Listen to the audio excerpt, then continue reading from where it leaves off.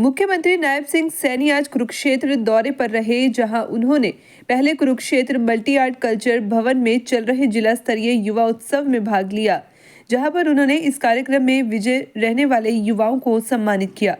इस कार्यक्रम के पश्चात मुख्यमंत्री ने कुरुक्षेत्र स्थित गीता ज्ञान संस्थानम में गीता जयंती को लेकर कुरुक्षेत्र के सभी धार्मिक एवं सामाजिक संस्थाओं की बैठक ली और इस बार होने वाले अंतर्राष्ट्रीय गीता महोत्सव को पहले से भी अधिक भव्य बनाने पर विचार विमर्श किया। इस दौरान मुख्यमंत्री ने कुरुक्षेत्र को स्वच्छ बनाने का जिम्मा खुद के कंधों पर उठाने का लिया। उन्होंने कहा कि 27 नवंबर को कुरुक्षेत्र में स्वच्छता अभियान चलाया जाएगा, जिसमें वह खुद शामिल होंगे। इस दौरान उन्होंने कांग्रेस सरकार पर भी निशाना साधा। हिमाचल सरकार द्वारा दिल्ली स्थित हिमाचल भवन बेचने के सवाल पर मुख्यमंत्री ने कहा कि कांग्रेस झूठ की राजनीति करती आई है और अब कांग्रेस का झूठ जनता के सामने आ रहा है।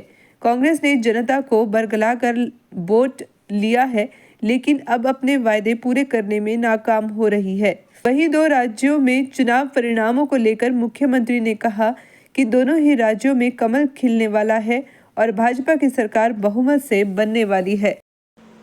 हर व्यक्ति के पास जानी चाहिए। इस गीता से यह नहीं है। मैं ये मानता हूं कि इस गीता को अपना करके व्यक्ति, किसी भी धर्म का व्यक्ति है, जिसने भी गीता को अपनाया है, वो विकास की सीढ़ियों के ऊपर गया है।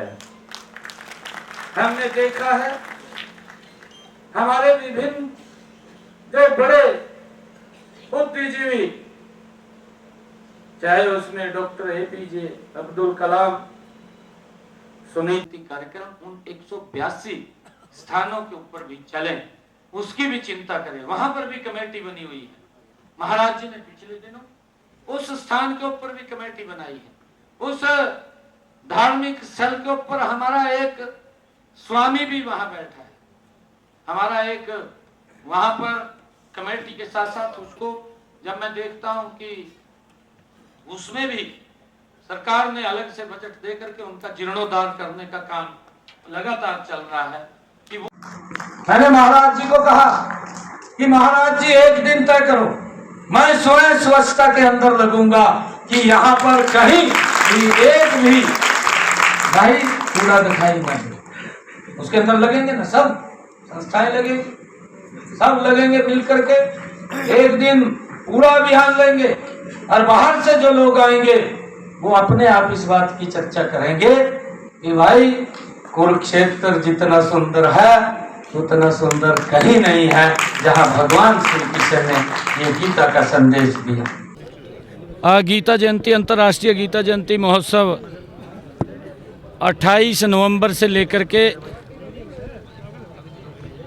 5 अक्टूबर तक, ये 18 दिन, 11 अक्टूबर 15 अक्टूबर तक, क्योंकि सरस मेला वो चलेगा। 28 नवंबर से लेकर के 15 अक्टूबर तक, 15 दिसंबर तक गीता जयंती अंतर्राष्ट्रीय महोत्सव वो कुरुक्षेत्र के अंदर मनाया जा रहा है। 28 तारीख को इसका शुभारंभ वो होगा और आज इस कुरुक्षेत्र की व्यवस्था को लेकर के, अंतर्राष्ट्रीय गीता जयंती महोत्सव की व्यवस्था को लेकर के आज हमारे कुरुक्षेत्र की सभी धार्मिक, सामाजिक, व्यापारिक और हमारे प्रबुद्धजन, हमारे जो सीनियर सिटीजन्स, हमारे और एनजीओज के सभी अधिकारी और सभी हमारे धार्मिक मठों के यहाँ पर ऋषिगण, वो सभी यहाँ पर मौजूद थे और बैठ कर के एक बड़ी प्लानिंग यहाँ पर बनाई है। सुझाव भी आए हैं, सुझाव के साथ साथ उनको इम्प्लीमेंट करते हुए यहाँ पर अंतर्राष्ट्रीय गीता जयंती महोत्सव वो भव्य तरीके से मने, उसके लिए सारा हमारा कुरुक्षेत्र के लोग इसमें अपना योगदान देंगे। और अब की बार यहाँ पर तंजानिया देश हमारा पार्टनर के रूप में होगा और उड़ीसा हमारा अंतर्राष्ट्रीय गीता जयंती महोत्सव में पार्टनर स्टेट के रूप में होगा और तंजानिया कंट्री के रूप में होगा। सीएम साहब, ऐसा पता चला है कि कुछ देशों से हैंडीक्राफ्ट पर्सन आ रहे हैं, तो ऐसे भी कुछ देशों से हैंडीक्राफ्ट पर्सन, अंतर्राष्ट्रीय हैंडीक्राफ्ट पर्सन भी आ रहे हैं इस बार इसमें अंतर्राष्ट्रीय मेले में। जी देखिए, पूरी दुनिया से जहाँ भगवान श्री कृष्ण ने गीता का ज्ञान दिया है, जहाँ पर अपने मुखारबिंद से इस पवित्र जो गीता है उसको हमें दिया है, और इसके बल के ऊपर व्यक्ति इसको धारण करके कितनी भी विकास की ऊंचाइयों के ऊपर जा सकता है। तो हमारे लिए बड़े गर्व की बात है कि कुरुक्षेत्र में अंतर्राष्ट्रीय गीता जयंती महोत्सव वो भव्य रूप के अंदर मना रहे हैं, क्योंकि हमारे कुरुक्षेत्र के ही लोग हैं जो इसके अंदर आगे बढ़ कर के आगे आकर के इसको भव्य तरीके से मनाने का काम करेंगे। देखिए, क्योंकि कांग्रेस झूठ बोलती है, उसका पर्दाफाश हो गया है, और अब कांग्रेस के ऊपर आने वाले समय के अंदर कोई विश्वास करने वाला नहीं है, क्योंकि कांग्रेस अब इधर उधर की बातें करती है, ये हुआ है वो हुआ है, हुआ कुछ नहीं है, क्योंकि लोग उनके कार्यकलापों को देख रहे हैं। जब उनके कार्यकलाप ऐसे हैं कि वो लोगों के विरुद्ध हैं, तो कांग्रेस पार्टी हताश में है, कांग्रेस पार्टी पूरी बैकफुट पर है, निराश है, और क्योंकि उसकी गलत नीतियों के कारण उसके ऊपर कोई घास नहीं डाल रहा।